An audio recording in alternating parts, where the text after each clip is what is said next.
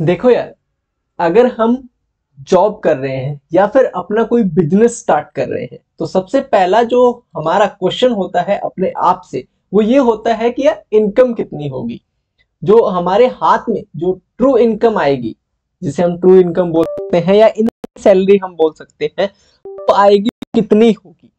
तो इसी point of view से हम बात करते हैं मेडिकल फील्ड की तरफ कि अगर आप मेडिकल फील्ड में जाते हैं जिसमें आप एमबीबीएस करते हैं, बीएमएस करते हैं, बीएचएमएस करते हैं, बीडीएस करते हैं, इसके अलावा नर्सिंग हो गई, फिजियो हो गई, बी फार्मा हो गई, इनमें से कोई सा भी अगर कोर्स करते हैं तो इन फ्यूचर आपको कितनी सैलरी जो है वो मिलने वाली है, तो इसी के ऊपर बात करने वाले हैं।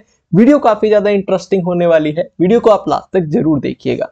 एक्चुअल इनकम जानते हैं डॉक्टर्स की कि अलग अलग फील्ड में जो डॉक्टर्स होते हैं वो कितना कमाते हैं।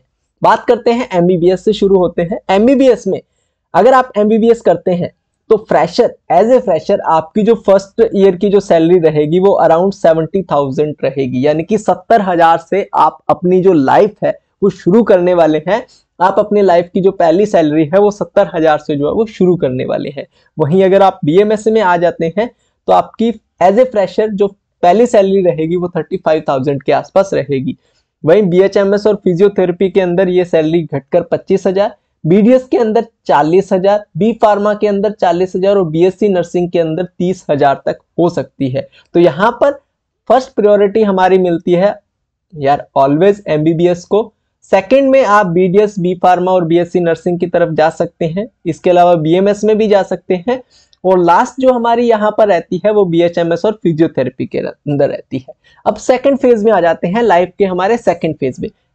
ठीक है, मैं बूढ़े होने तक सैलरी आपको बताने वाला हूं। ठीक है, तो सेकंड फेज में आप एमबीबीएस के बाद क्या करेंगे, एमडी करेंगे, एमडी रेजिडेंट। उसमें भी आपकी जो फर्स्ट सैलरी आपको मिलेगी अराउंड 70,000 के आसपास ही मिलेगी। बीएमएस में आप अपना क्लिनिक खोल सकते हैं, उसमें आपकी सैलरी क्या रहेगी, 60 से 70,000 तक आपकी सैलरी रहने वाली है। बीएचएमएस में एट द एज ऑफ 30 मान सकते हैं तो आपकी सैलरी अराउंड 60,000 हो जाएगी। बीडीएस में आप एमडीएस कर सकते हैं, एमडीएस के बाद आपकी जो सैलरी हो जाएगी वो अराउंड 60,000 के समथिंग हो जाएगी। बी फार्मा के बाद एम फार्मा होता है, उसमें भी आपकी सैलरी क्या होगी, अराउंड 60,000 के आसपास। और बीएससी के बाद आप एमएससी कर सकते हैं तो सैलरी आपकी वहीं 40, 50, 55 के अराउंड जो है वो बन जाएगी। अब बारी आती है उसके बाद, यहां तक तो सब सेम है, आपको सेम लग रहा होगा, आपको लग रहा होगा एमबीबीएस भी सेम है, बीएमएस भी लगभग सेम ही है, बीएचएमएस भी लगभग सेम ही आ गया, बीडीएस भी सेम आ गया, बी फार्मा भी सेम ही आ गया, तो हम एमबीबीएस में इतनी मेहनत क्यों करें। लेकिन वेट यार, रुकिए, अभी पूरा खेल तो आगे बाकी है ना। आपने एमबीबीएस की, उसके बाद एमडी कर ली, उसके बाद आप आफ्टर एमडी जो कमाएंगे वो महीने का 1 से 2 लाख कमाने वाले हैं आफ्टर एमडी। बीएमएस में एक सीनियर डॉक्टर जो कमाता है वो 1 लाख से लेकर 1.25 लाख तक कमाता है। वहीं बीएचएमएस में at the age of 35 plus 1 से 1.5 लाख आप यहां पर भी आराम से जो है वो कमा लोगे। At the age of 30 BDS में आप 80,000 तक कमा पाओगे। एवरेज आफ्टर 30 आप वही 80,000 के आसपास जो है वो कमा पाओगे। उसके बाद आती है एमबीबीएस की बारी, फिर से आप सीनियर डॉक्टर बन जाते हो और सीनियर डॉक्टर के बाद आप जो कमाओगे वो कमाओगे मंथली 5 लाख रुपए, monthly 5 lakh on an average salary आपकी जो है वो रहने वाली है एमबीबीएस में।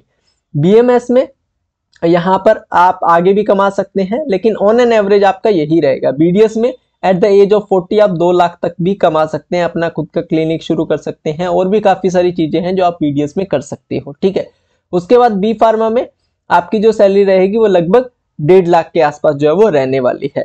तो आप अब देख सकते हैं कि एमबीबीएस और बाकी सारे कोर्सेज के बीच का जो डिफरेंस है वो क्या होने वाला है। तो ये रहती है एक एक्चुअल इनकम डॉक्टर्स की अलग अलग फील्ड में। आपको क्या लगता है, कमेंट सेक्शन में कमेंट करके जरूर बताइए, और आप इनमें से कौन सा कोर्स करने में इंटरेस्टेड है या फिर कौन सा कोर्स आप कर रहे हैं उसके बारे में भी कमेंट सेक्शन में कमेंट करके जरूर बताइएगा। बाकी ऐसी ही वीडियोस मेडिकल फील्ड के रिगार्डिंग आपको आगे भी मिलती रहेगी, उसके लिए चैनल को सब्सक्राइब जरूर कर लीजिएगा। बाकी मिलते हैं यार नेक्स्ट वीडियो में, तब तक के लिए good luck and have a nice day.